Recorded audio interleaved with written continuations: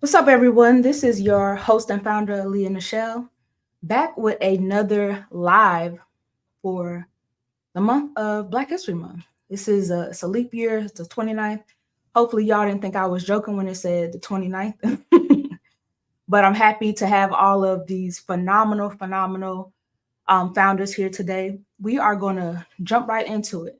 We're going to jump right into it. For those of you who do not know who I am or are not familiar with me, again, my name is Aileah. You're on my LinkedIn. You might know me as Aileah Olds. But basically, I started this platform because I, like many of you, was a job seeker and a career pivoter trying to break into the tech industry. And I wasn't sure exactly how or what that route entailed. So I'm a researcher by nature. I'm naturally curious, all of the above. And the most important thing for me was to find some synergy, find a peace of mind. I had a pretty good career before I broke into the industry. I spent over 9 years in human resources.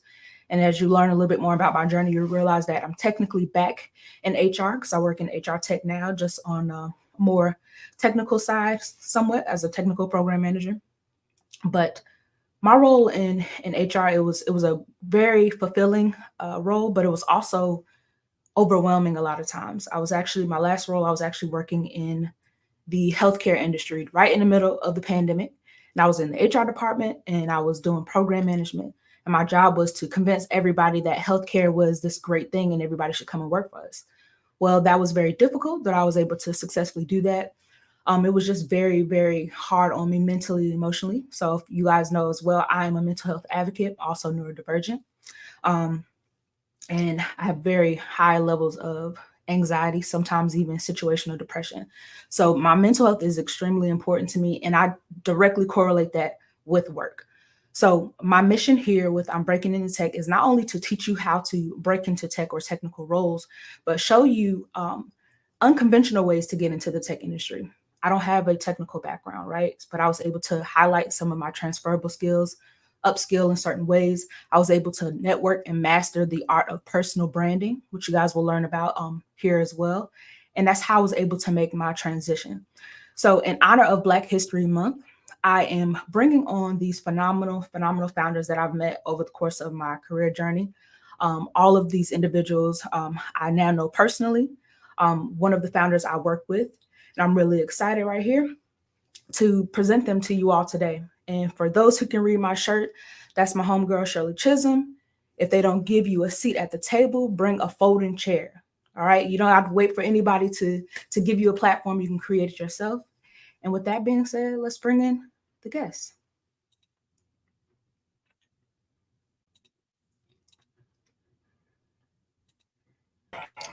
All right. I think I got everybody here. Now, Anthony up here twice. Let me see. All right. Okay. So before we tune in, you guys, before we get started, I would like everybody to drop in the chat wherever you're tuning in from. Let us know if you're tuning in from LinkedIn, Facebook, YouTube. Let me know where y'all tuning in from. What city, what state, what country. Sometimes we have people internationally, and I think that's super dope. I see Chester there. What's up, Aileah? I see Shamoy. Hey, Shamoy, I know you. All right. Glad to be here. I seen a comment from, I think it's Joy. Excellent. What's up, Joy? Joy is recruiter. All right. We see some more faces, familiar faces rolling in. Watching from VA. All right, VA. So I'm in North Carolina by way of Newark, New Jersey. So I have to say by way because I wasn't raised there, and apparently I'm country. I didn't know I was country, but all right. Naples, Florida, Fort Lauderdale, Kansas City. CJ Wade is in NC. All right, CJ, we're going to be doing some stuff in person soon. All right, see Candace, she's coming from LinkedIn, NYC, Florida, GA, Maryland, New York, Sacramento. Okay, we all over. Raleigh, North Carolina. All right, right in my backyard, Atlanta. Nigeria, this is what I'm talking about. Okay, see, I'm feeling it. We international right now. LA, Phoenix, Charlotte, New York, Jersey, Texas. Okay. All right. Excellent. So let's go ahead around the room while we still have these flowing in. Let us know where you all come from. We want to go ahead and start with Malachi. Malachi, introduce yourself really briefly, name, company, title, and where you're located. What's up, everyone? My name is Malachi Horton, the CEO and co-founder of Passion Roll. Born and raised in upstate New York, Syracuse to be exact, and I am now residing in Atlanta, Georgia. Glad to have you all here. Thanks for tuning in.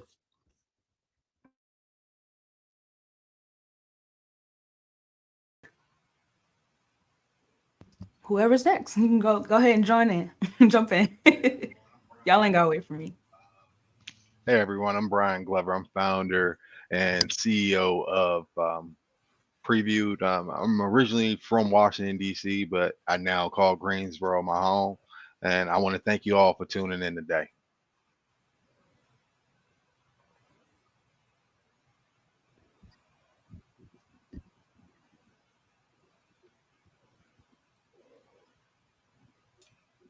Uh-oh, looks like your mic is off, Anthony. I can jump in while Anthony gets it going. Hey everyone, I'm Zoya. I am the founder and CEO of Uncapped. I am born and raised in New Jersey, but I've spent a good amount of time in California. My career, I spent most of my time in Silicon Valley in the Bay Area, and I live in Los Angeles now. So shout out whoever dropped LA in the comments. Okay, so we have a few people from Jersey. Must be something in the water. Greatness, right? Isn't Shaq from Jersey and Whitney Houston? God rest her soul. All of the greats, right? Yeah. All right. So also I want you all to let us know if you're already in tech, let us know what role that you currently have. If you're looking to break into the tech industry, let us know what role you would like to pursue. We have a lot of different founders here, and they are all coming from different industries, but we'll get into that momentarily. And while you all doing that, I'm going to go ahead and check in on Anthony. Anthony, you good? Give me a thumbs up. All right. All right. Can you hear me? Yep. Awesome. Look, my name is Anthony Howard. I am founder and CEO of HR Certified. I'm also co-founder and COO of Passion Roll, along with Malachi. I'm originally from Chicago, South Side, whoop, whoop. But now I reside in Atlanta, Georgia. And for anybody that's looking to move here, we're full. Thank you. All right, that is hilarious. We full in North Carolina too, because I see y'all be trying to go to Charlotte all the time. Durham, just it's getting expensive. That's what he means. So stay where you at. All right. So we got Howard. Howard, just chime in, let us know your name, company, title, and where you look. Yeah. Howard Arjan, Black Meta Agency in the building. Thank you so much for having me. And it's exciting to be on the stage with these amazing entrepreneurs around the country. I'm currently in Washington, D.C., operating out of New York as well. We do workforce technology. Our main mission is to create a pipeline of 1 million BIPOC and women in the industry in 5 years. Currently, we're at about 150,000 we've influenced, and looking forward to, turning that number up, man. So really excited to share, and just thanks for having me. Thank you for being here, Howard. All right, keep them rolling in. Keep letting us know where you all are tuning in from. If you're in tech, let us know what role you currently have. If you're not in tech, what role are you trying to break into? And if you're unsure, just type unsure. That's what we're here for. We're here to help you identify some type of path. And we have multiple people here that are not only founders, but are willing and generous enough to help you on your journey.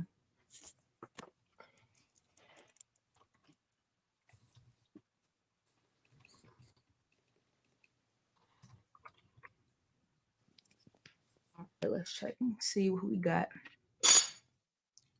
All right, so we got Joy, the joyful recruiter. She is a senior sales recruiter in tech. So that means she's basically saying y'all hit her up. So if you're trying to get in tech sales, that's probably who you need to hit up. We also have a founder up here who's very versed in that area, and we'll talk about that momentarily. We got Chester, CJ, solutions engineer, and a SMB client success lead. So he's a solutions engineer. That's a part of the pre-sale space for people who don't know. And SMB just stands for small, medium businesses. And a client success lead is just basically making sure the clients are happy with whatever they buy. Very high level. All right, we got Aris is looking to break into tech from healthcare, revenue cycle operations, still trying to narrow down. Oh, if it's a revenue cycle, what that sound like to you, Zoya? Revenue cycle? Yep. Am I on mute? No. Okay.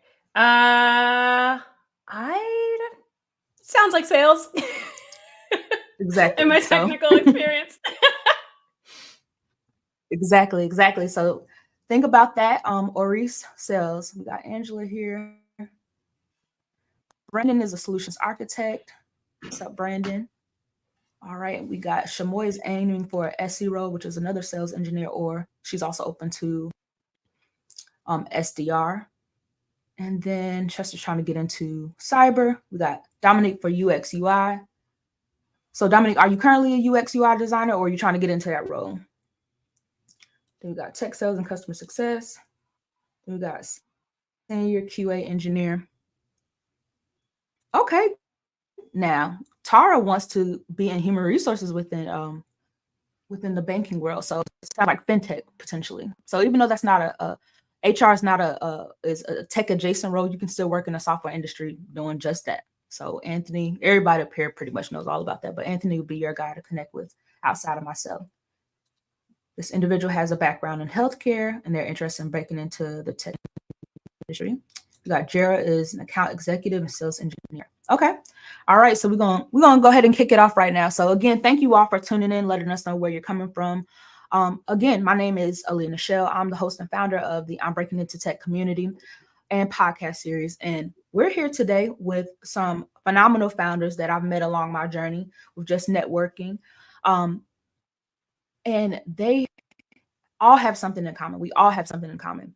We're all very, very passionate about the career development space.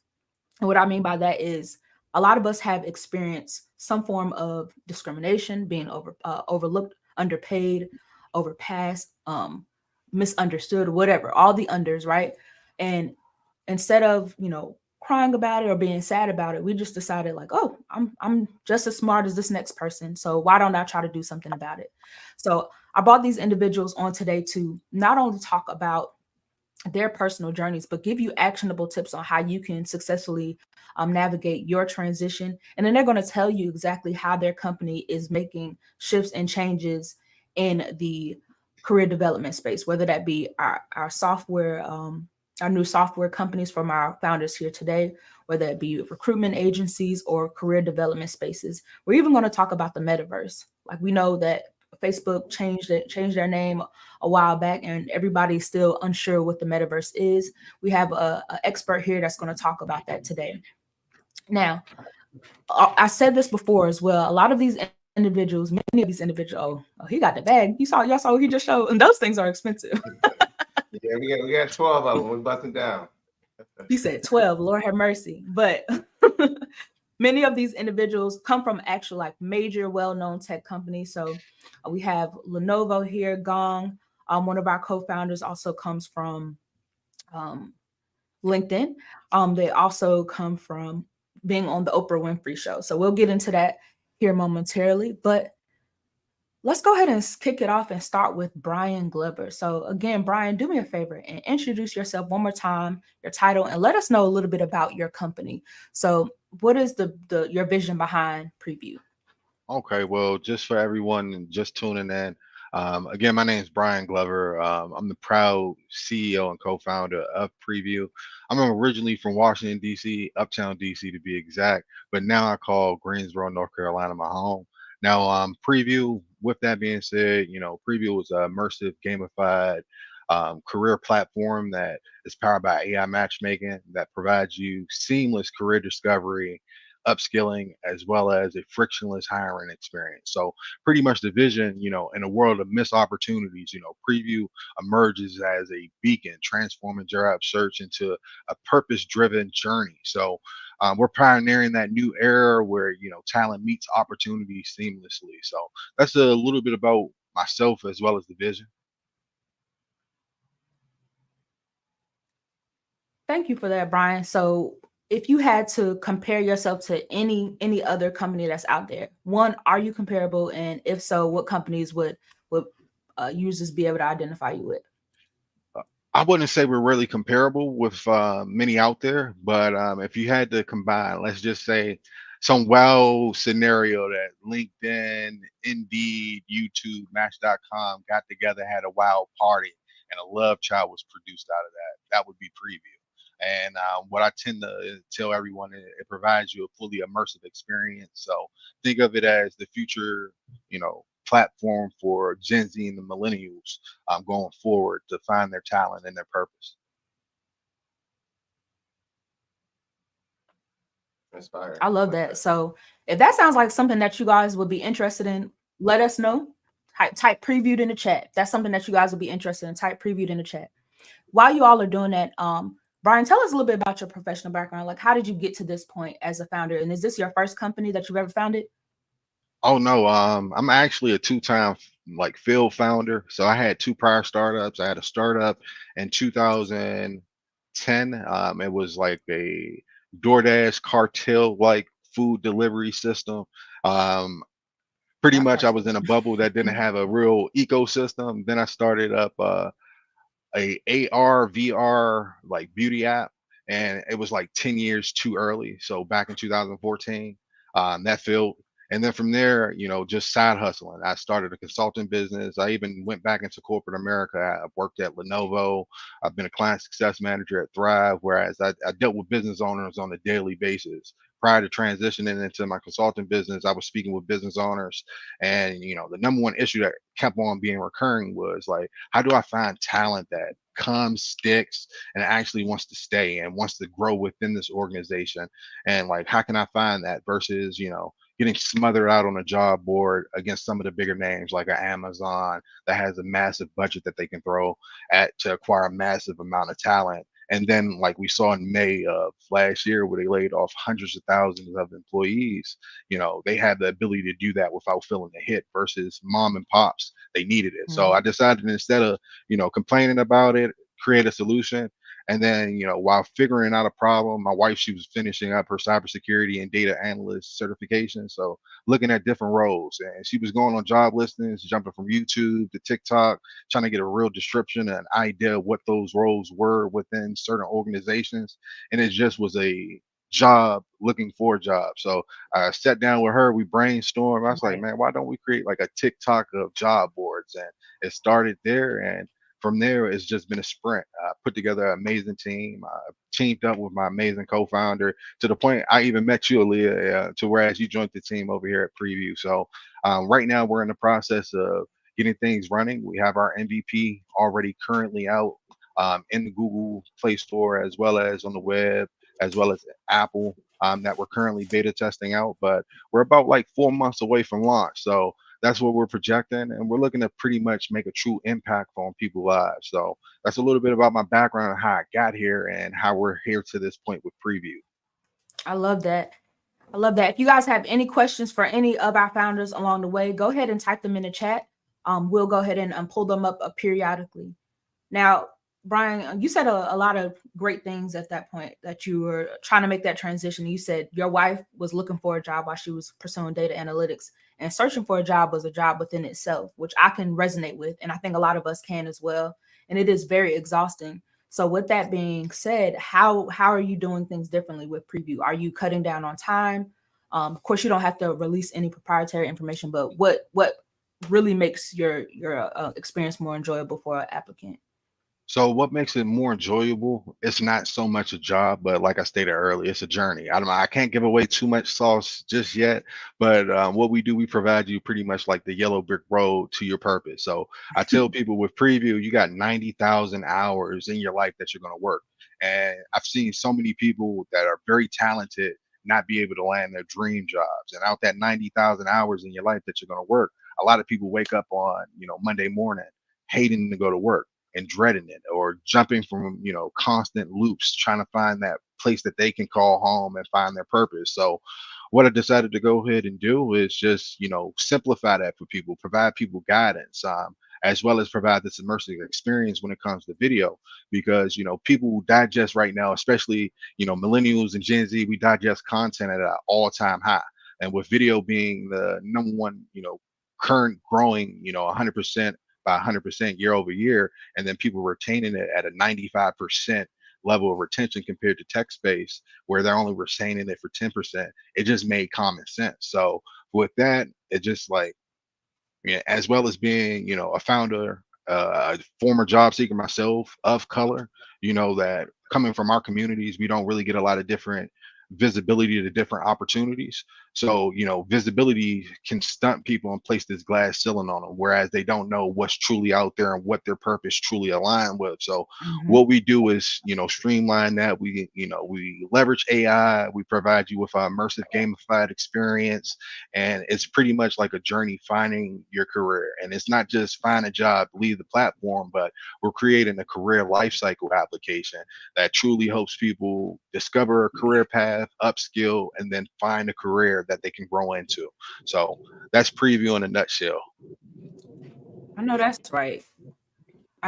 She said talk about it, but that makes a lot of sense. And you're right. A lot of people do leave a platform. Like I typically will only go to, let's just say, Indeed. I'm not gonna say LinkedIn, but we go to Indeed only when you need a job. You don't really come back after that point.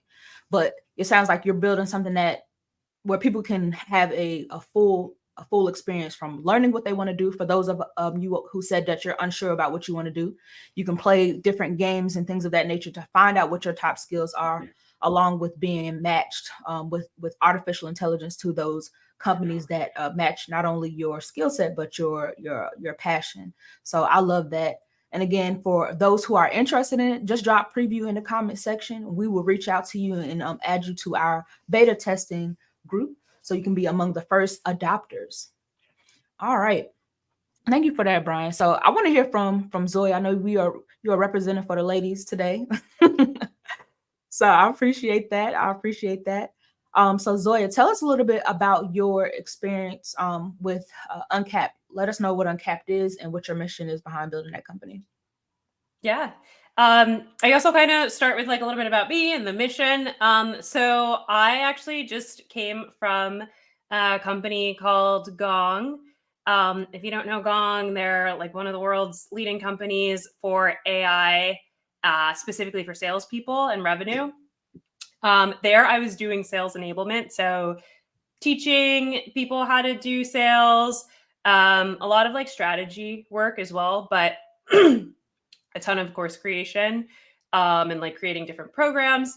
So that was where my experience was last. Before that, I was an SDR manager at Gong. So I've been a hiring manager. Also, in terms of like other experience I've had, I've been all over the place in terms of tech sales. I've been an SDR myself. I've been an AE. And so I feel like I really got like the full 360 view of how skills in sales can be applied and how you can take that and like move through a company. In terms of earning potential, it really is wild. I'm sure any of these folks on the call can tell you, like, the tech industry in general pays very well.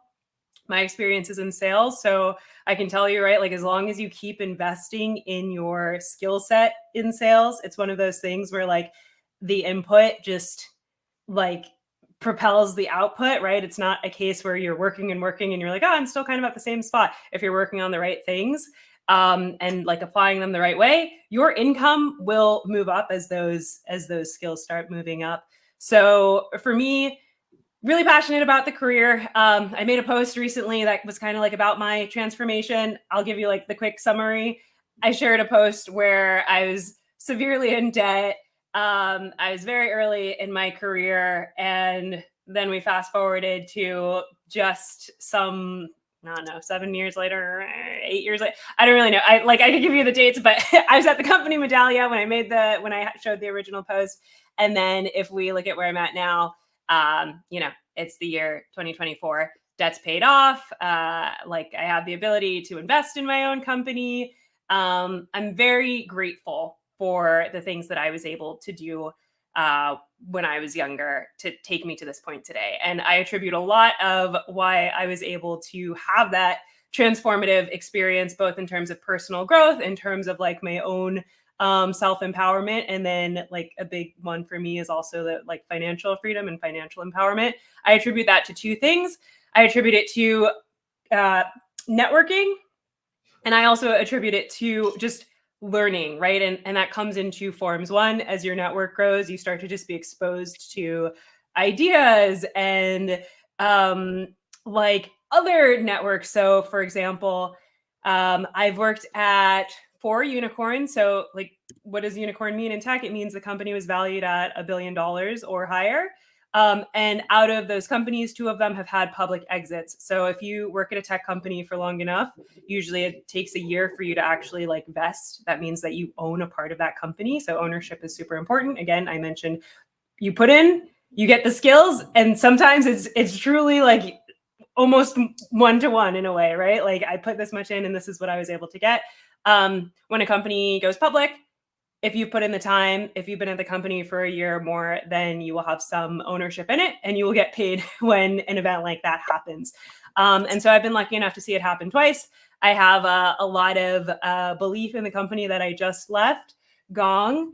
And so fingers crossed, right? I own some of that company and I'm waiting to see, I no longer work there, but I'm waiting to see like what happens there.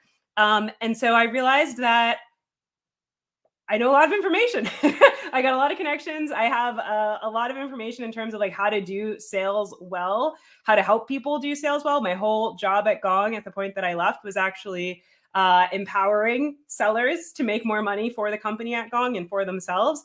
And I wanted to take that and share that not just with Gong, but share that with the whole world. So there are companies that don't invest or they do their best, right, to enable the sales teams, but they're just not able to provide the level of sales coaching and training that they need to. So part of what Uncapped does is it will actually partner with those companies that aren't able to provide that level of training. The other thing that Uncapped does that I just absolutely love is we work with our community members to make sure that they are growing their skills in the ways that they want to. And that could be someone who doesn't even work in software sales or like tech sales yet, and they want to. So that like growth or like journey would look a little bit different, right? That would be, okay, you haven't worked in tech. How do we get you the skills that you need to work in tech sales?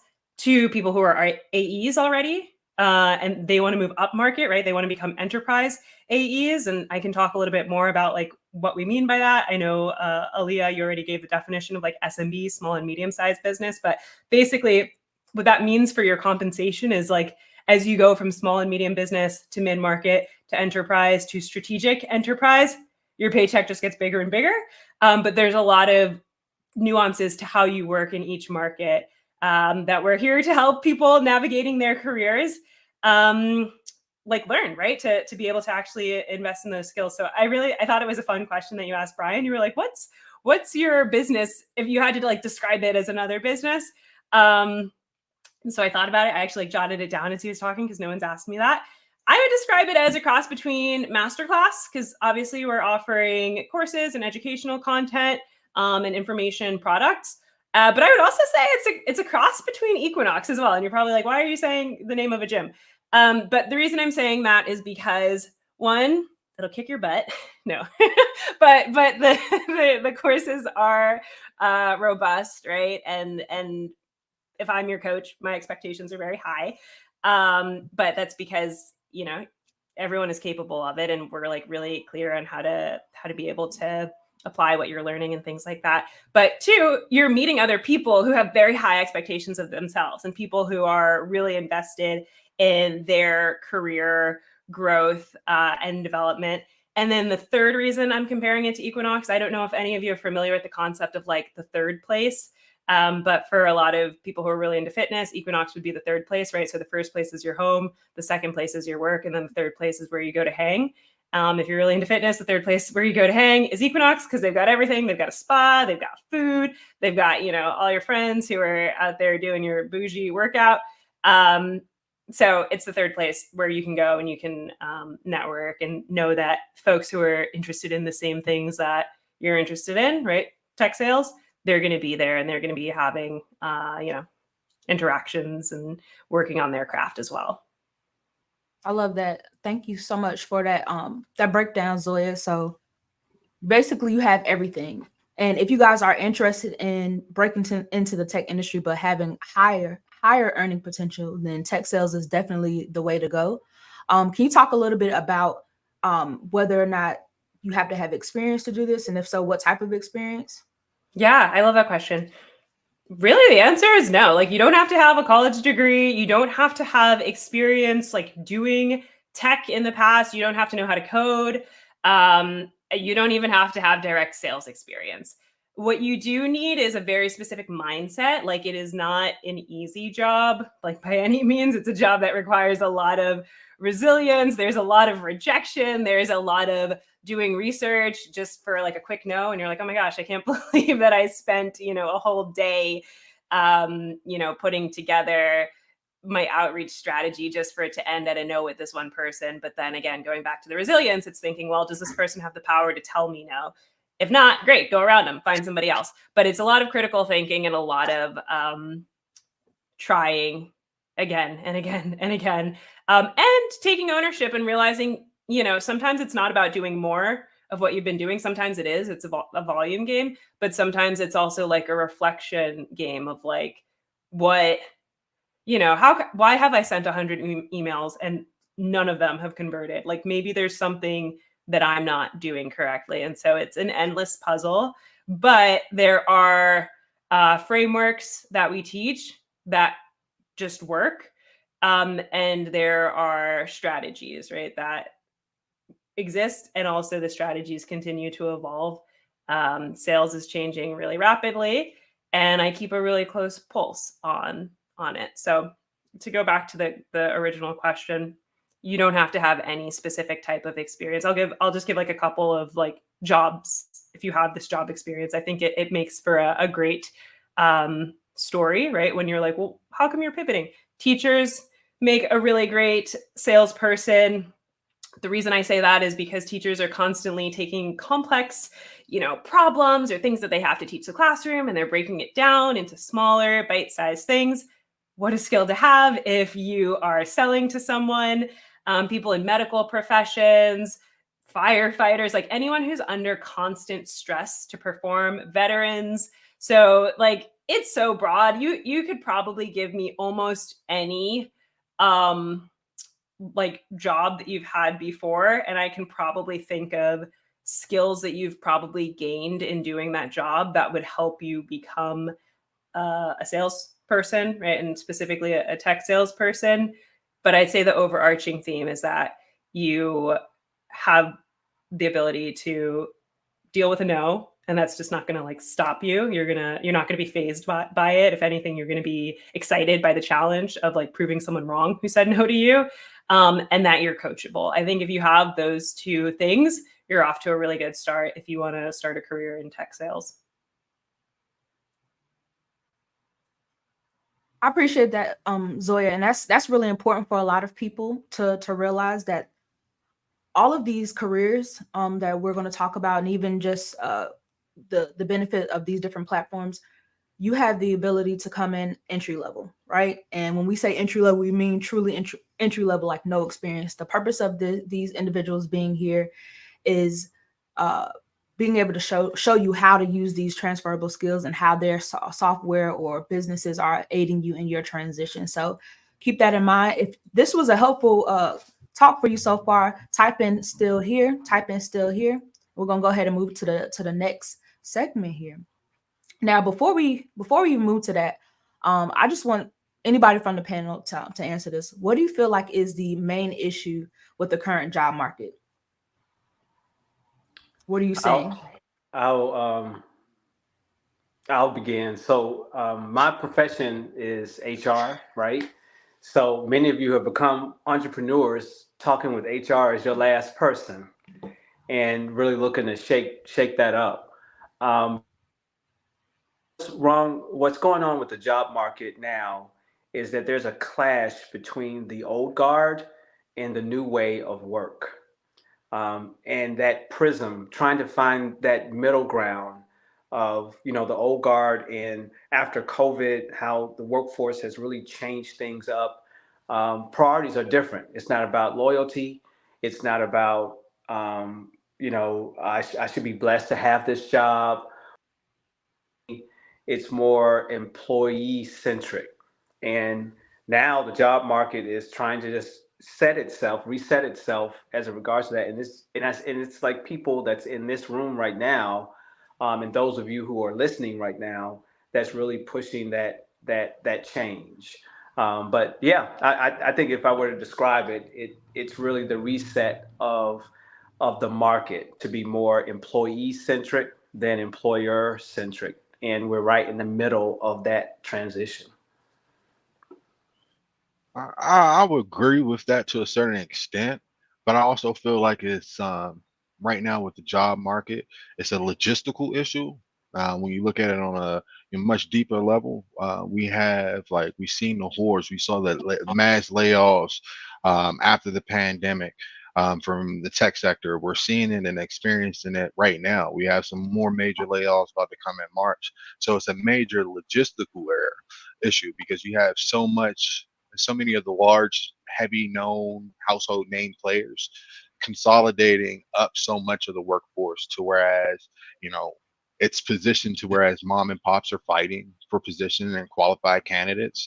And then you have this whole imbalance because now you have the whole general public focus on one particular industry where there's several major, discrepancies, whether it's in healthcare, tech, trades mainly. You have all these different gaps that need to be full, but people aren't placed in the right pathway. So I feel like that's the issue. It's too clouded and it's a logistical issue. People are just mismanaged, and then some people have a large stockpile of people for no reason.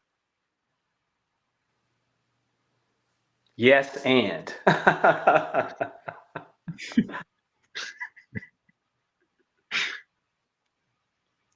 Yeah. So, I mean, I don't know. So I would like to hear from you guys in the comments. What do you feel like is wrong with the job market? And keep it G, not even PG.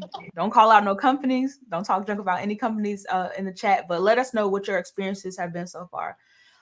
What I think, I see somebody. It's a soft market. Entry and senior levels are having the hardest time. I agree with that. So it being a soft market, she said entry level and senior levels are having a hard time. And what we're seeing a lot, especially within the tech industry, like Anthony was mentioning, even Brian, there are a lot of layoffs. So I think that you have people who are trying to enter the field who may not have as much experience as those who are more senior getting laid off.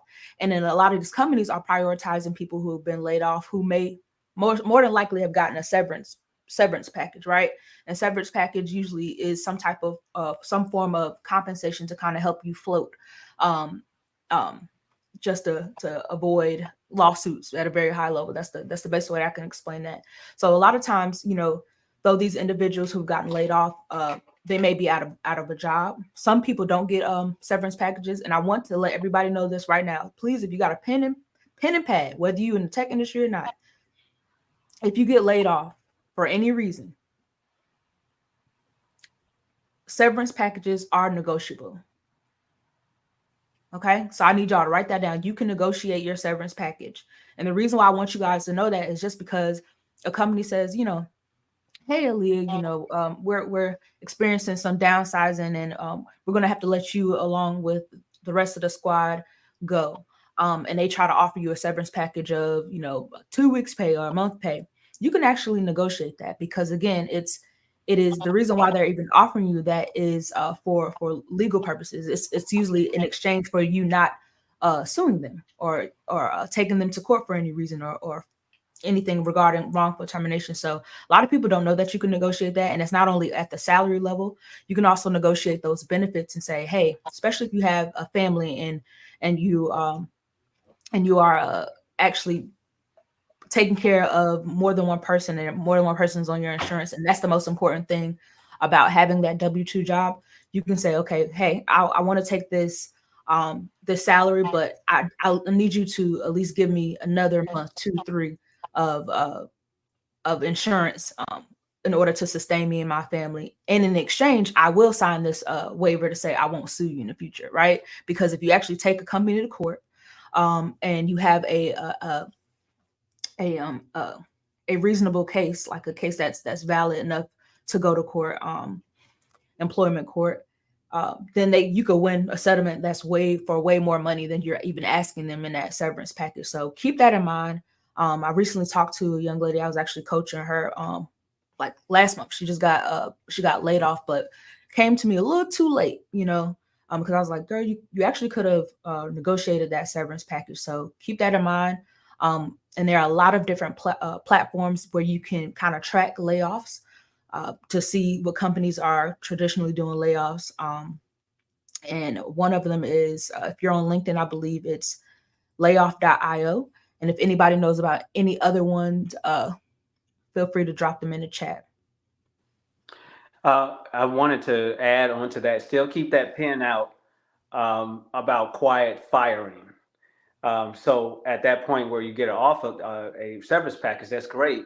But what about those ones and twosies in which your performance has been great, and then all of a sudden the terms and conditions are changing? You got a new manager, you know, new higher than expected performance. Like you just feel the pressure. Negotiate your exit.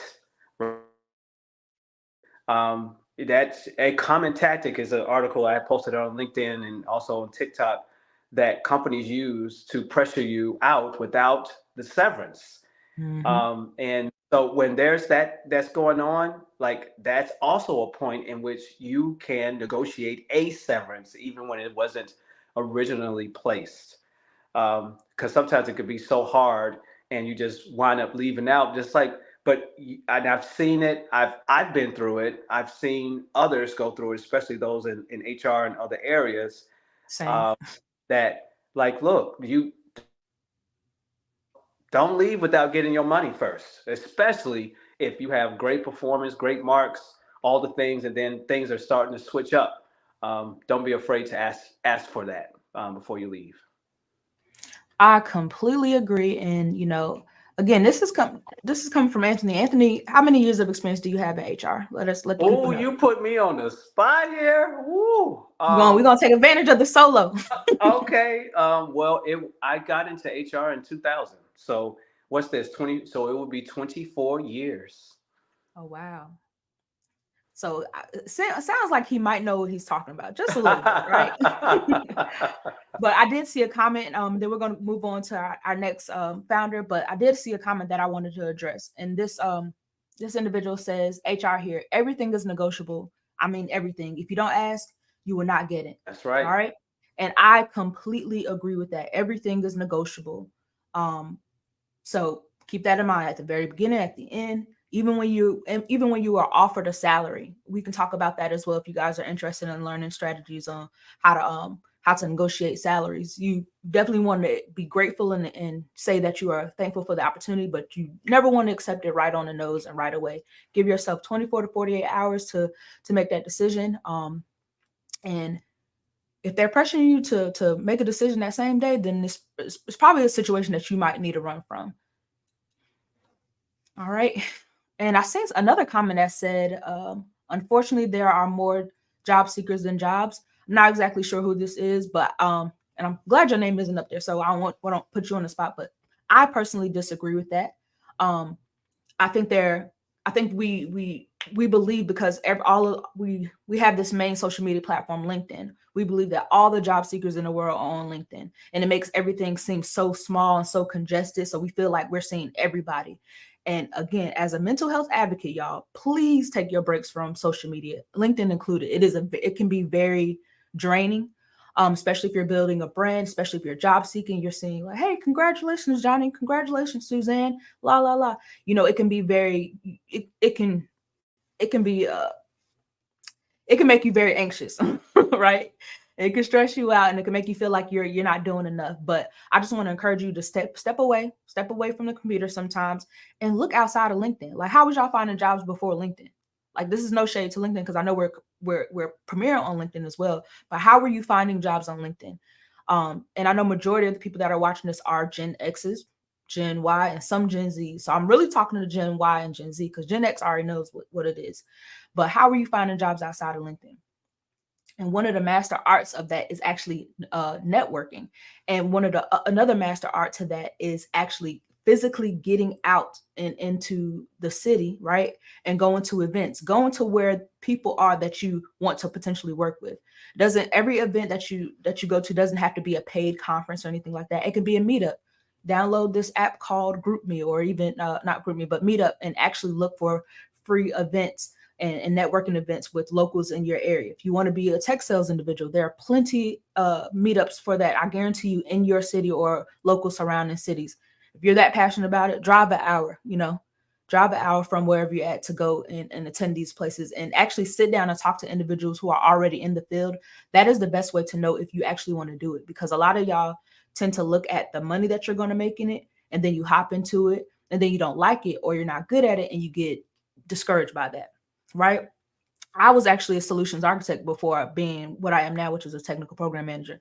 And honestly, I should have been a technical program manager to begin with, because I spent all these years in HR project management, and I was like, oh, I need a technical role. I got into that job, y'all. I'm pretty sure they probably watched, but I don't care. I did not like that job. Very wonderful people, wonderful company. I hated that job, and it did not align with my personality. Nothing wrong with the job itself, the company itself, but you have to learn what works for you. And to be quite honest, I didn't interview enough solutions architects. I would interview maybe like 2. Otherwise, I was interviewing people who were sales engineers and whatnot.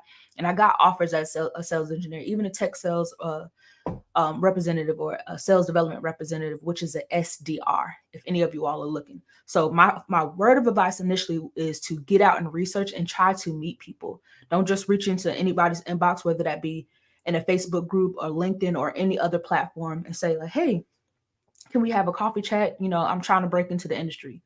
These individuals don't know you, number one. So you have to approach it like that. You have to realize these individuals don't necessarily know who you are. So approach it like you're having a conversation. Say, hey, Aileah, I've been listening to what you're saying. I've been following you for a while, and I love your advice on XYZ. Or I noticed we have a similar path. Like, I used to work at the YMCA. Oh, I used to work at the YMCA as well. Find those commonalities, and then say, these are my goals. I'm interested in being a technical program manager, and I would love to learn about you and your journey and how you got there. Point blank, period. Don't ask that person for like, can they review your resume, all this other stuff. That is how you build an organic relationship, and that's how you find mentors organically. Some people will respond to you. Some people will choose not to. But as you get better at that, that's how you build this network. That's essentially what I did to meet so many people that you all have seen on this platform today. I wanted to learn about them and their journey specifically. And another point of advice before we move on to the next guest is look for people that are in senior roles. So if you want to be a sales development representative, look for account executives or senior SDRs and reach out to them and learn about their journey. The reason why is because if they're a senior, they're likely to already be a mentor within their workplace. So they already have that ability and that willingness to coach and mentor individuals. So you're less likely to, one, feel like a threat to somebody because they're already a senior and you're coming entry level, right? And then also you realize that you'll typically get a lot more information about their journey and a lot more support. Anybody want to add anything to that before we move on? Yeah, just kind of to what Lee was stating. And I just want to make this really clear. A lot of y'all know my journey, but make sure that before you dive in head first to a certain position, career, whatever the case may be, make sure that you are thoroughly doing your research, hitting up these networking events, so on and so forth, so that you don't get carried away with whether it be the idea of large sums of money, or the idea of this particular position being like oh, the end all be all, or like this is definitely what I want to do. But you really want to make sure that you take that time to take a deep dive, to be sure where it fits with who you are individually, and not just what someone else is talking about. That's all I wanted to say. I agree with that, but Malachi, a lot of people don't know you up here, bro. We got people on Facebook and YouTube, so tell them a little bit about your background, really briefly, for those who are not familiar with you. Where were you before? What was your initial role before you broke into tech? Yeah, so before I broke into tech, a majority of my background was actually in law enforcement. So I was a street cop up in New York, moved to South Carolina for a little while, where I worked death row and also lockup in South Carolina as a correctional officer. And then from that point, when I moved to Atlanta, I worked for everybody's favorite TSA. And I eventually worked my way up to an enforcement removal assistant, and then to a deportation officer, before I had my opportunity in tech sales as an account executive. So I have a pretty unique background. And that ties back into what Zoya said before, as you don't really have to have a specific pathway. And I forgot to say this earlier. If you were interested in learning more about Uncapped, type Uncapped. She has it in her background in the chat, and someone from her team will reach out to you. Again, that is a training platform and a network of very supportive individuals. Now, the man of the hour, Howard. All right, I want to hear a little bit more about this meta stuff. So it's very new to me as well. So first and foremost, introduce yourself. Again, let us know where you're tuning in from, the name of your company, and what even is the Black Meta Agency. All right. Yeah. So music. So I love turning up. I'm a big Jay-Z fan. Throwing up. Black Meta Agency. But yeah, I'm from. I'm a little cheesy, but I like to have fun with it. Wake up, everybody! We're still going hard on this live, breaking into tech. But yeah, Howard Arjan, a Black Meta Agency, as you can see. I like doing this sometimes. It's so cute, right? But essentially, man, like we are an agency that's like a hybrid between. I love that question you asked. Like, what is your company like? And I had a chance to think about it, so I wasn't put on the spot like my other colleagues were tonight. But we're like a entertainment agency where I like to engage with the community, like to kind of break new opportunities, new engagements. Some things we've done is like crypto and cigars and blockchain. We've done meditation in the metaverse. We've done a lot of cool engagements to kind of engage our multicultural audiences into technology. The other side of what we do is management consulting. We modernize existing education curriculum to be future forward. That meaning that we help organizations, nonprofits, universities, state and local governments look at how can they pivot or expand their curriculum into emerging tech, fintech, blockchain, Web3, VR, AR, stuff like that. And then we also, act as an R&D. We have a joint venture. Shout out to Fin Digital. With Fin Digital, we have a joint venture in AI, business solutions. So because we operate in a workforce technology sphere, we talk to companies all the time. We talk to universities all the time. And we actually have something that is very interesting to offer them because we understand those gaps that exist. The big question is, how did I get here, right? And I too started off as an educator, Zoya. So I was an educator that got into technology because we are used to adapting new information, regurgitating in a very simplified manner. So I was a classroom teacher, and I had this big dream of being a technologist. Like, I was the kid that would wear the lab coat for career day and be the scientist or the technologist. I had a full scholarship, a partial scholarship to A&T to play tennis. And when I came back home, I got this voicemail saying, "Hey, Howard, we have a full scholarship for you to become an educator." And we got to go where the money is when you're a twin brother and from a single parent household. So my twin brother and I went to Claflin University. Shout out. We're in the CIAA this weekend up in Baltimore, which I'll be speaking tomorrow at the Tech Summit. But went to Claflin University, full scholarship, education. And that's when I understood education reform. And I got thrown into workforce development, training Black male teachers and women teaching STEM. I had $1 million grant from the Department of Education at Cheney University in Pennsylvania, and where I created a program for women and also extended the program, the Call Me Mr. program, in which I was a graduate, and brought that program to the university and Cheney University.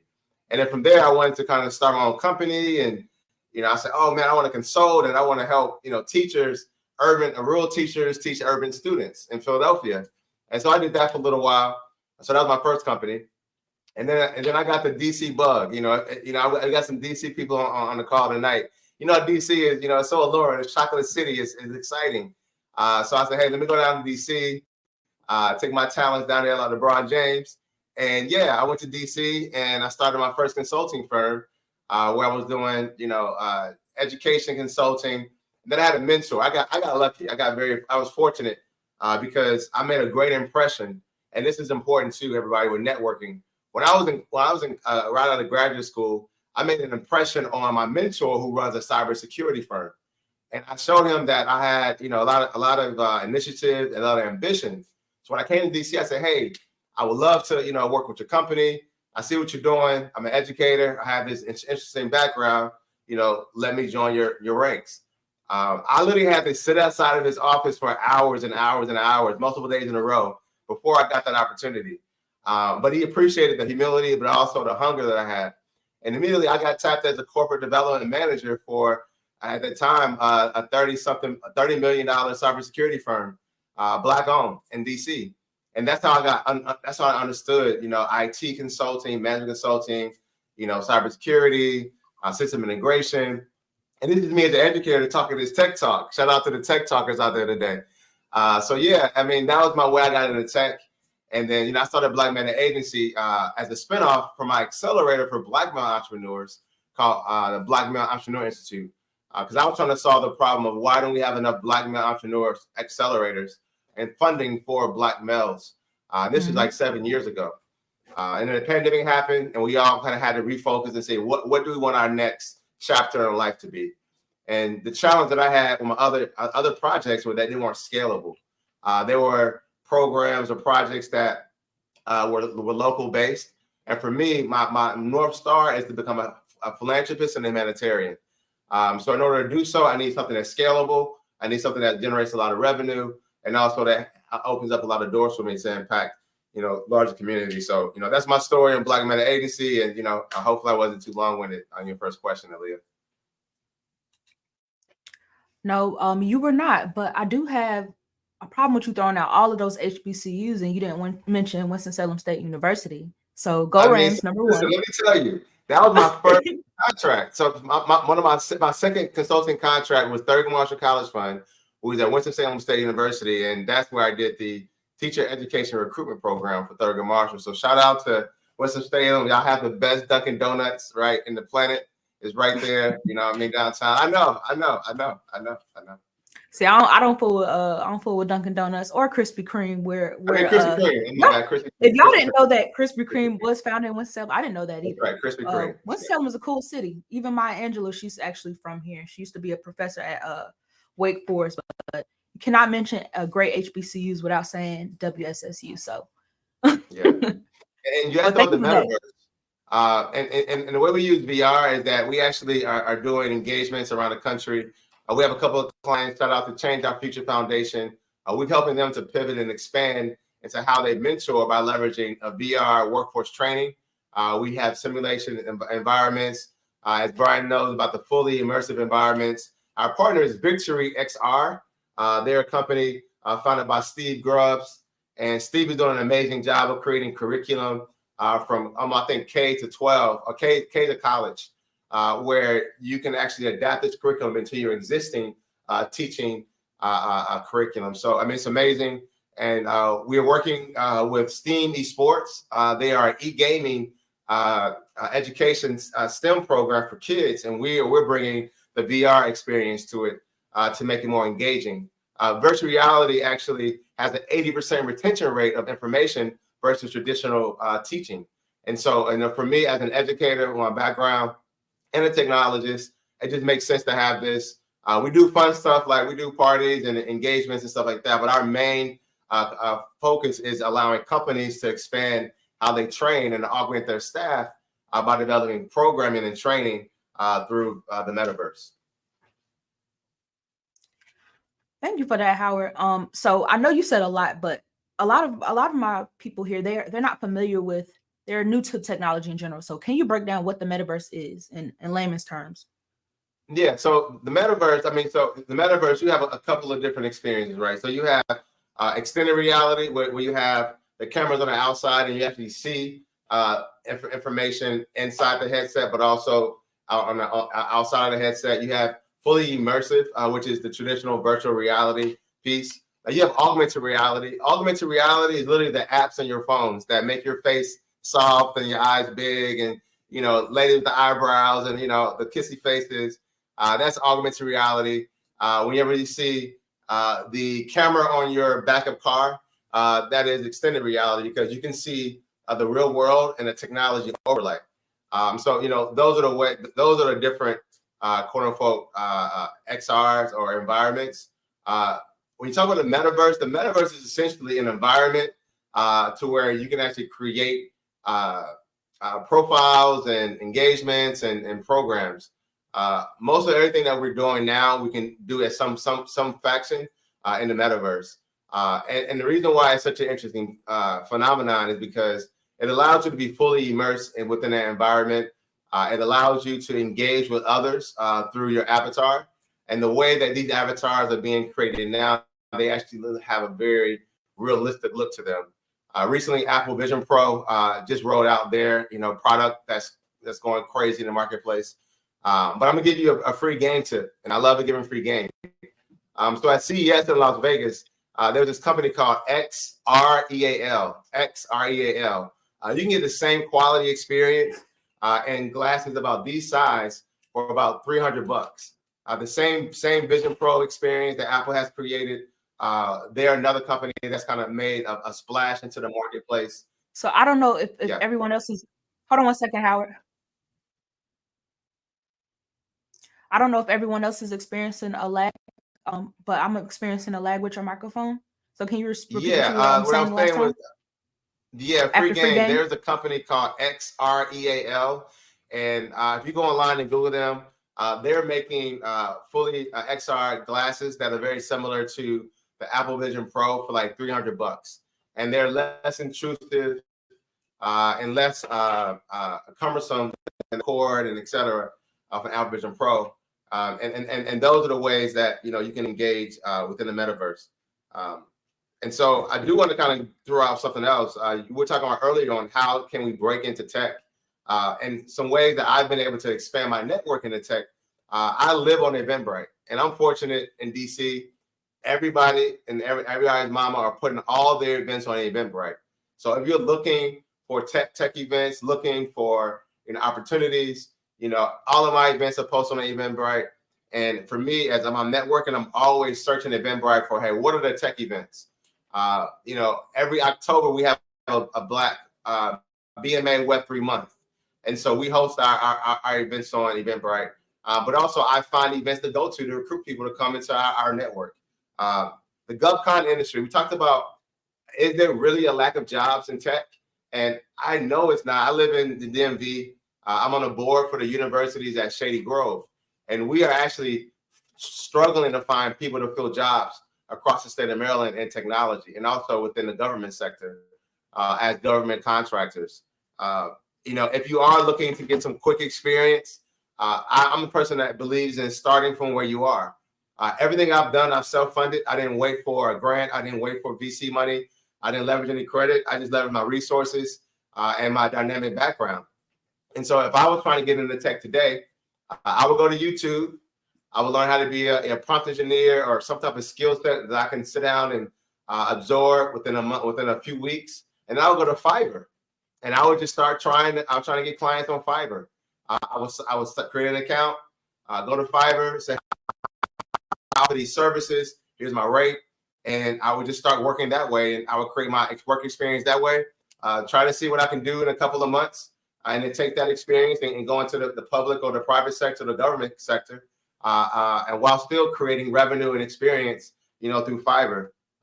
And so those are the ways that, I kind of feel a lot of people can break into tech that are low hanging fruit, but it takes more initiative, more ambition, and just a little ingenuity when it comes to you figuring out, how can you create your own quote unquote background, past performance resume, because it's hard to break into tech without any job experience. So yeah, Leah, I'll throw it back to you for questions. I appreciate that. Thank you so much, Howard. So if you guys are still here, type in the chat still here. And I ask that if you're not on YouTube, or if you are on YouTube, go to our YouTube channel, like, share, and subscribe. We're trying to grow that channel, and we want to be able to offer you all more exclusive content, exclusive interviews as well, that can only be on our YouTube channel. So if you are not on YouTube, check the links at the Facebook group, as well as Indeed, not Indeed, excuse me, LinkedIn, and like, share, and subscribe.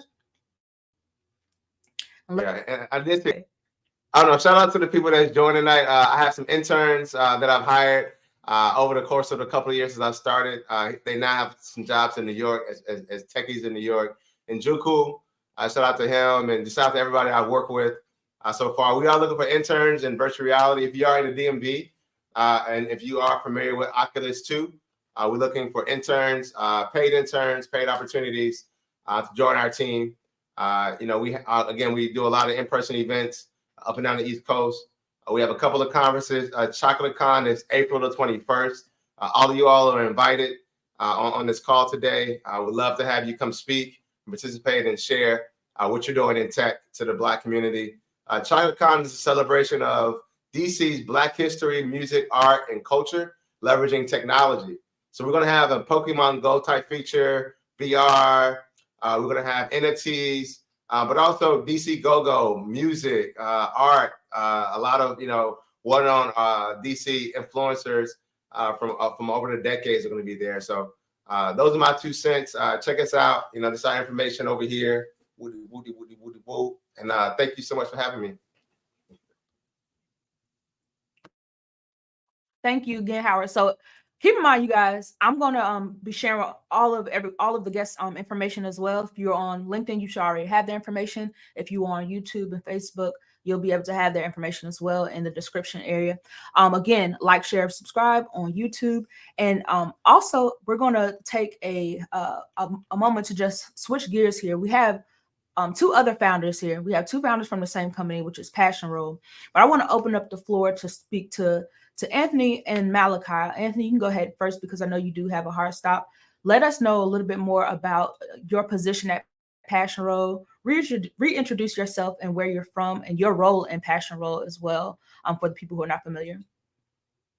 Yeah. Well, again, hi, everybody. I realized over the course of these introductions, I've been adjacent to technology, but I've never worked in technology. So I'm a new hire, so to speak. But I have always enjoyed supporting technology and my background in my history. Again, my name is Anthony Howard. I'm the COO, co-founder and COO of Passion Roll, along with Malachi. My journey began on an untraditional route as well. I originally wanted to be an elementary school teacher. And when I did the internship, I realized it wasn't for me. And I came back to the city of Chicago as a college dropout and didn't know what I wanted to do. And so I actually joined a nonprofit called Jobs for Youth. They kind of prepared me, had the network. I landed my first corporate job as a file clerk. Then I went into customer service. And then one of my customer service jobs was working in employee benefits. I went really deep into employee benefits. And somebody came over to me and said, Anthony, it sounds like you got all this personality. You should try to pivot into HR. And there was a lot of changes in the HR landscape in the early 2000s, where a lot of those companies were being outsourced because of the dot-com era. And so I made the choice, and I moved from Chicago, away from my hometown, here to Atlanta and joined a .com called employees.com. This is where kind of adjacency to technology came in. I came in, worked my butt off, and we got bought out by ADP. And luckily, where I wasn't duplicated anywhere else in the ADP ecoverse.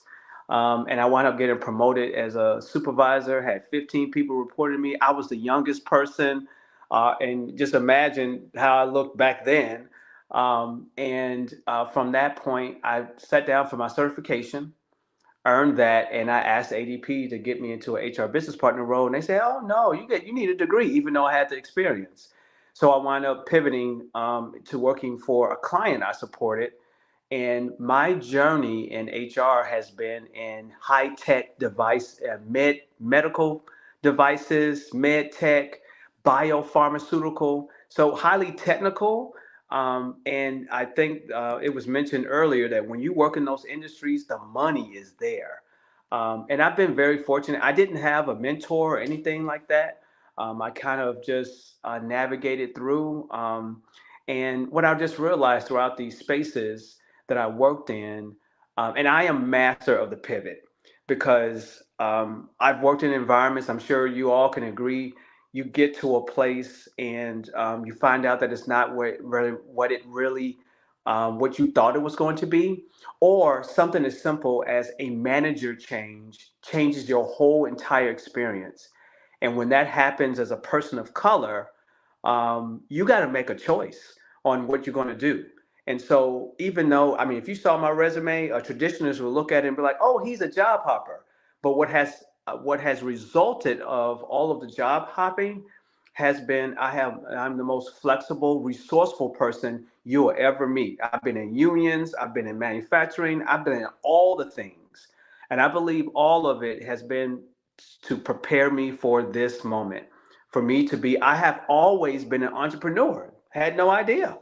And so I kicked off, and since my career kicked off because of certification, I generated another business with HR Certified, and I knew there was a piece of that was missing, which was the recruitment piece. After they get their certification, they need help in order to get to where they want to go.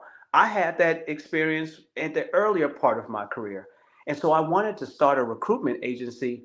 And then Malachi came from out of somewhere. I don't know where he came from. No, I'm just kidding.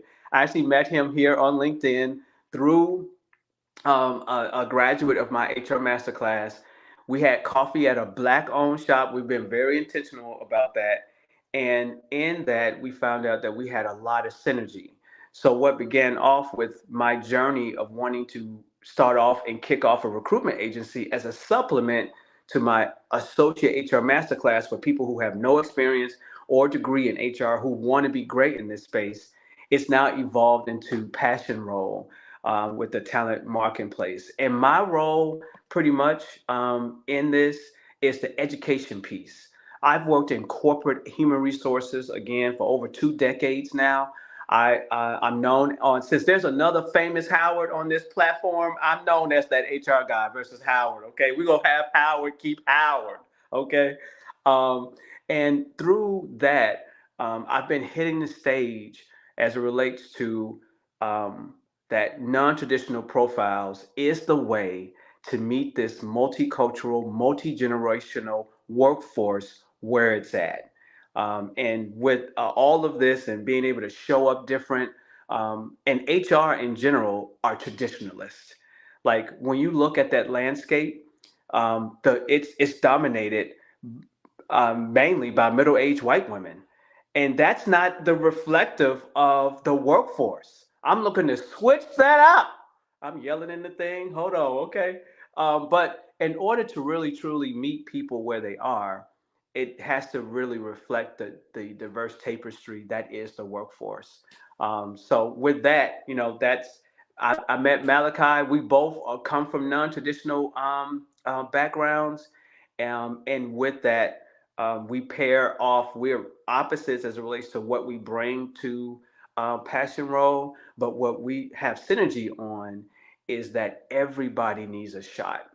And you don't need a degree or be a traditionalist to work in tech, to work in HR, and probably in most of these roles, unless you're a doctor or a lawyer or something.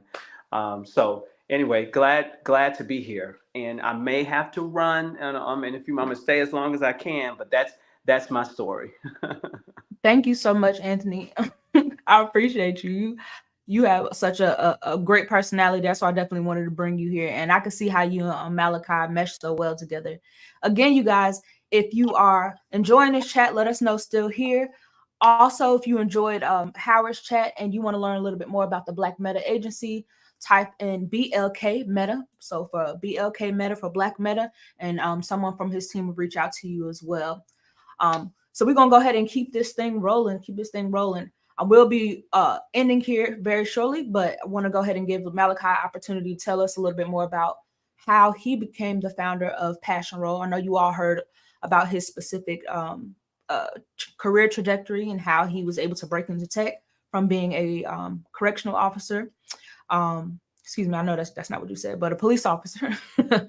So oh, you did all of that. All right. So let us know again that you are still here by typing still here in the chat. And while you all are doing that, a Black Meta, excellent. Let us know if you're still here in the chat.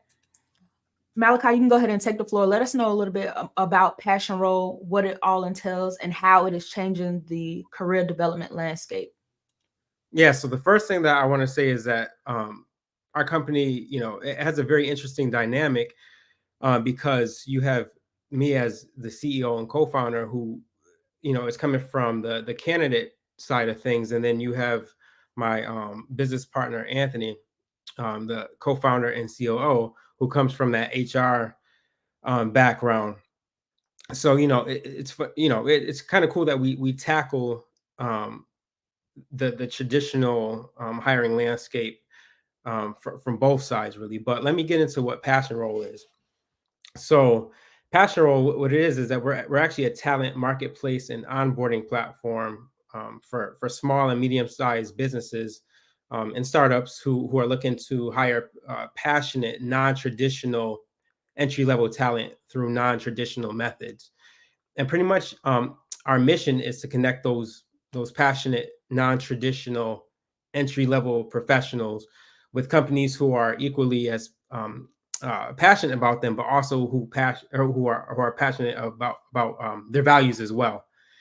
And yeah, man, I just want to say, like, again, let me go back into like a little bit about my background and why and how this all came together.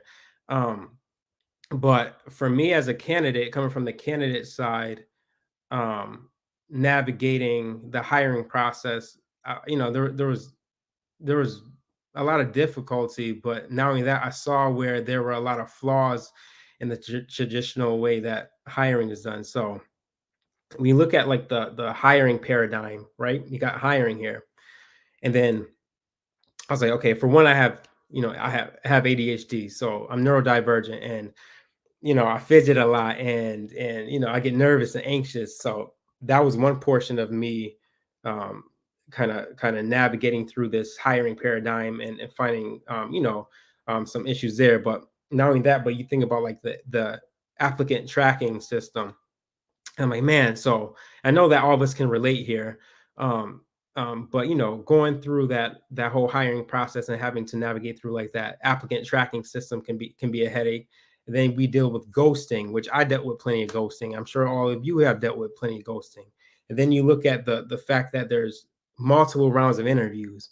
I mean, multiple rounds of interviews. So it's like, you know, you get an interview with a really good company, and that turns into 5 more interviews and a heck of a lot of time wasted, if you ask me, especially when projects are introduced. And then also within this hiring paradigm, you know, you had rejections. And what I mean by rejections is like the automated rejection notices without, you know, proper feedback. And, you know, I felt like there was a disconnect there. So the reason for me kind of coming up with the idea of passion role had to do with that hiring paradigm. You know, I mean, man, where can I be the change? And for me, it was wanting to be the change, you know, that I wanted to see.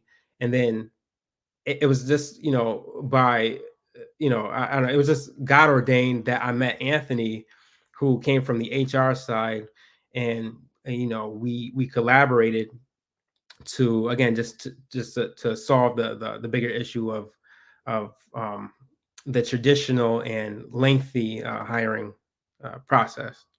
For telling us all about your companies. And I think passion role is a great role also. And I love the fact that, you know, Malachi, you and I both share that we're both neurodiverse. And I know Anthony spoke to this a lot as well, that, you know, you don't have to have a degree to get into the tech industry, but you also don't have to have a degree to get these high paying careers or high paying roles in general. And I think we can kind of see the shifting in that way now, right? Even the government, a lot of the municipalities are taking away that requirement for a bachelor's degree. Traditionally, you have to have known somebody and work your way up. And Right. kind of we're getting back to that space right now. So it's really big on networking, and it's also based on your own merit and what you've been able to accomplish and what you're willing to do to elevate yourself. So I love that.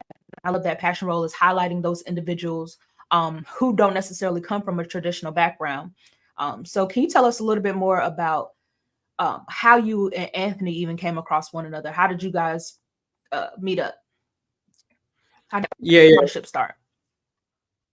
How the what start? I'm sorry. Oh, I think you said partnership. Okay. Am I lagging? Am I breaking up? Yeah, a little bit. But I think you said partnership. So That's crazy. it's okay. Yeah. So you know, we definitely saw where there was synergy. You know, the synergy was great, I'll say, and we just had common beliefs, and we also had a common vision. Like I said, him being in HR for almost 25 years, you know, he saw the disconnect between you know, companies and employers, or excuse me, companies and employees or talent. And then I saw the disconnect on the opposite side of that. And let me just further just go into another thing I had wanted to mention, and just how pastoral can kind of contribute to changing the job market and you know, for both career transitioners and also employers. So for one, you know, from the employer's perspective, you know, we wanted to help them to understand the importance of hiring non-traditional talent, and also we want to introduce the importance of hiring differently. And there are methods in tech that we're working on implementing to actually accomplish that goal.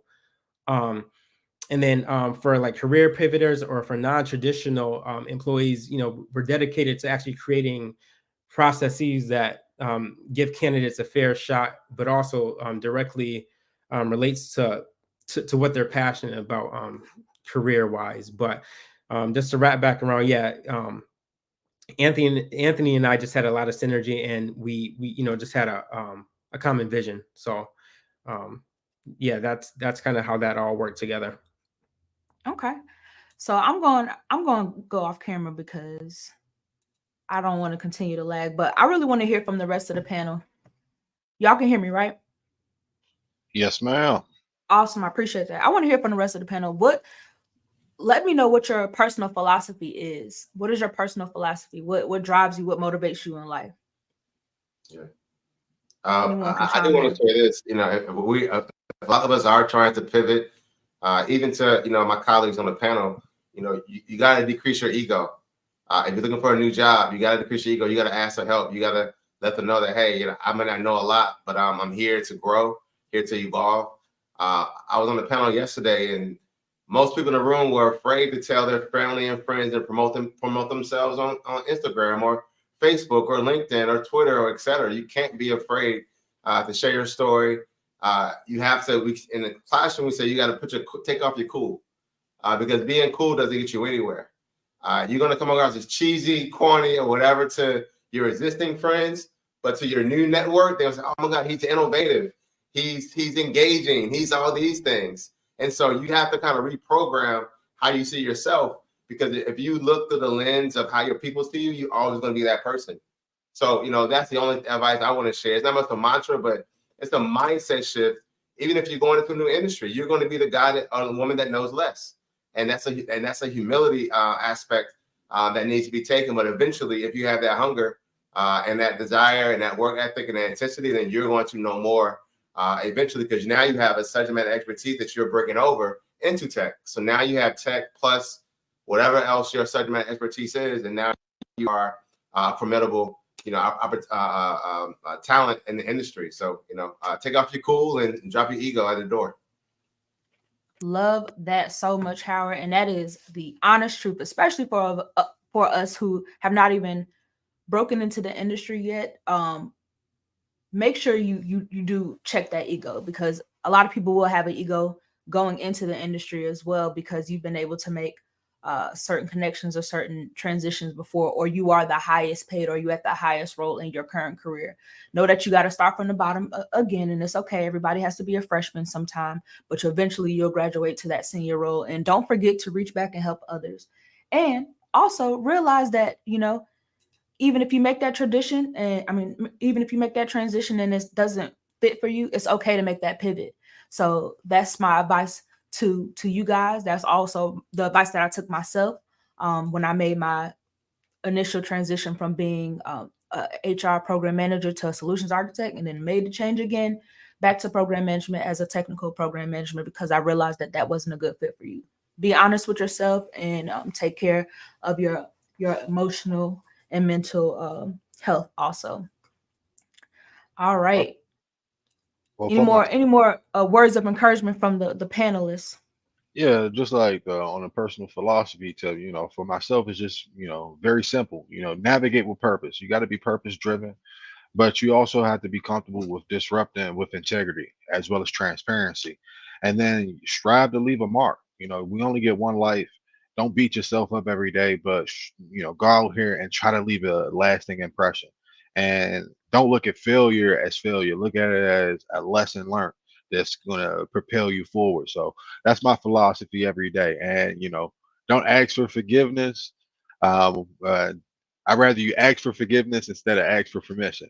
And that's just how I process that, just taking advantage of every opportunity that comes to you. And rather be comfortable with making those mistakes that come along in this journey. So that's my little piece.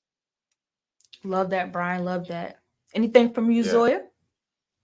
Yeah, I will say kind of along the same lines of the ego stuff, but instead of looking at where everyone else is, or even it's one thing to be inspired, right? Like that's a really amazing experience to have, but focus on growth, right? I think that is like the number one thing that a person can do for themselves. That is I take that advice with my own career. I take that advice with my own business. Focus on growth. You'll have high production days. You'll have low production days, right? Depending on what it is, how you're feeling. Is it your birthday, right? I'm not saying you have to grind every single day, but every single day, do something that will improve whatever outcome it is that you're going for. So if your goal, your number one priority, or top three the thing that falls into the top three priorities is you want to get a new role in tech, every single day, you should think about what it is that you can do to get you there. And like I said, sometimes it's going to be something big, like you are going to, I don't know, cold call the CEO of whatever company it is that you really want to work at. Other days, maybe you just find one person on LinkedIn who you think is interesting, and you'll make a note to yourself that you're going to come back around and reach out to them, right? Or maybe one day you're going to do a full-on training workshop thing, right? But just don't let a day go by. If this is really important to you, don't let a day go by where you don't think about it and where you don't do even just like the smallest thing to get it, right? And then it doesn't matter what anybody else is doing. It doesn't matter, if you're looking at, it just doesn't matter, right? Focus on yourself and one thing every day. Love that, Zoya. Thank you so much. Man, so again, I'm so happy. If you want to follow blacktechglobal.com, they're a website by Ty Smith. Aileah, you will know Ty Smith. He is a major seller in the telco space. He's with Cox now, but he's also with Exposure, IDC. Black Tech Global, they post all of the Black Tech events around the globe. They're based in Las Vegas, but him and his wife, they do an amazing job. Ayana, him and Ty do an amazing job attending all of the Afro Techs, all the conferences. So Black Tech Global, it's free to submit your events as well. So if you have a tech event, a Black Tech event, you can just submit it to them and they'll post it and, make sure that they are promoting for you. So that's all. If you're looking to get into tech, Black Tech Global. All right. Well, thank you so much, Harold. Thank you so much, Zoya. Am I still lagging, y'all? Am I still lagging? I think it's you're okay. good. Okay, I'm struggling over here. We're gonna have to get Spectrum on the line because I'm paying too much money to be sitting up here lagging. All right, thank you guys so much for this. Y'all might think this is easy to get 4 to 5 busy founders on one call, but it's not. So I've done this quite a few times to get very, very unique individuals on these calls. I'm going to be having events every single month, lives every single month. It's always going to be the last Thursday of the month. So if you guys are interested in attending more of these lives, if you're interested in seeing any private interviews, one-to-one interviews that I'm having with guests who are in the tech industry or who are founders, recruiters, etc., let me know.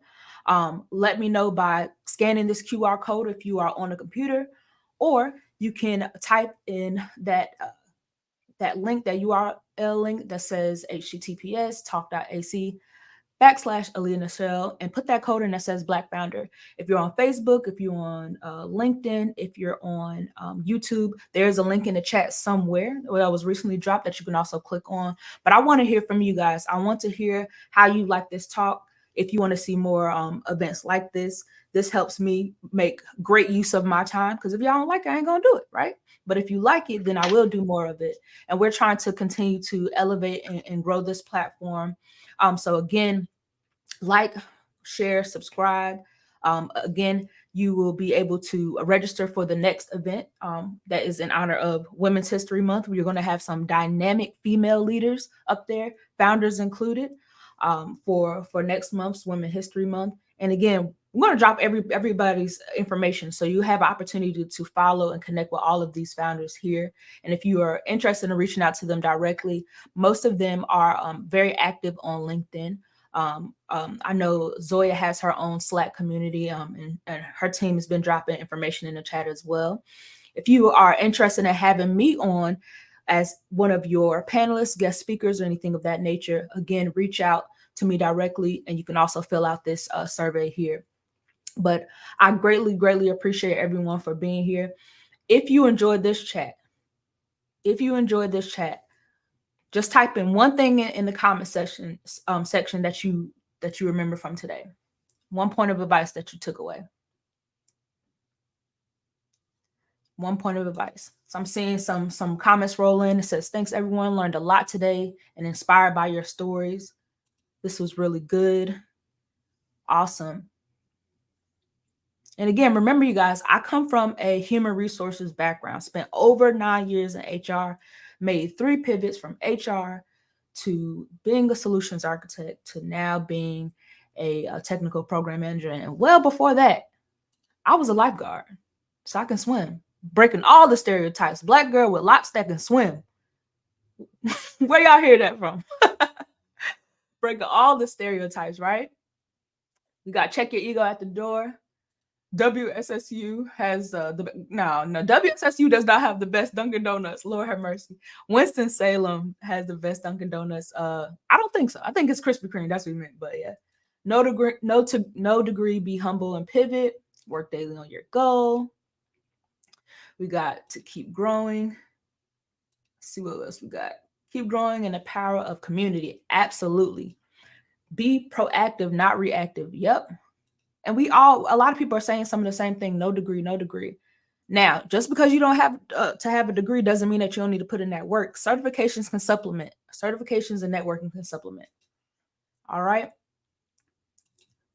Excellent. So again, you guys, like and subscribe to our YouTube channel. Every single month, I actually have 2 co-hosts. I'm adding on new co-hosts and new segments as well. Everyone has their own podcast. This is mine. I'm breaking into tech. I have 2 other co-hosts, Dominic Gomes and then also Kyle Fenton or KJ Fenton, both in the pre-sale space. And they each have their own podcast. One is called Conversations with Dom, where he prioritizes speaking to industry leaders and about mentorship and different ways that they were able to develop their careers in pre-sales and other related industries. And then you have KJ's Corner, where he talks to industry leaders and he mostly focuses on the technical aspect of breaking into tech, but he also sometimes talks to people who have been able to successfully bootstrap, maybe not necessarily in the tech industry alone, but just been able to bootstrap and can give practical advice as well. So that is going to be starting in March, every Wednesday at 6 p.m. So that's going to be Wednesday the 6th. We're going to be premiering our season 2. And again, we're bringing on additional co-hosts and additional podcasts where everyone will have their own segment. So if that's something that you're interested in, reach out to me, or you can inbox us on I'm Breaking Into Tech at on LinkedIn's website, or you can reach out to me directly on LinkedIn. And yeah, please fill out this survey. Let us know if you are interested in more chats. Let us know if you want to bring me in for any specific chats as well. All right.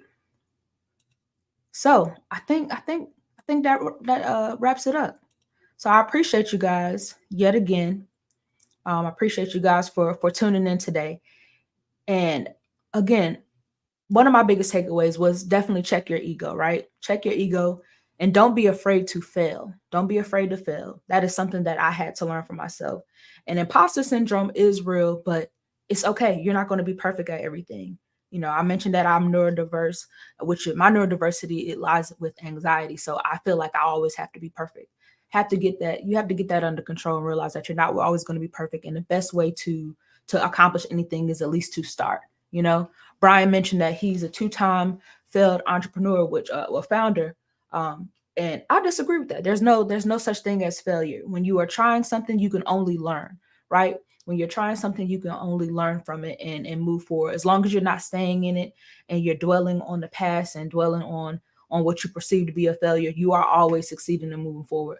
Find your community, whether that be I'm Breaking Into Tech, whether that be Uncapped, whether that be the Black Meta Agency previewed passion role. We're all here to support you and keep following this journey. You're going to see it elevate. We are going to have in-person events. And when I say this, y'all, if y'all remember me from back in the day when I used to put on my events, y'all know I get busy. So when we have our in-person events, it's going to be lit. You probably going to have to come to North Carolina, but it's going to be lit. But let us know if you guys are interested. Again, like, follow, subscribe on YouTube. Follow me on LinkedIn. And I will wish you all a blessed and happy night. All right, you all take care.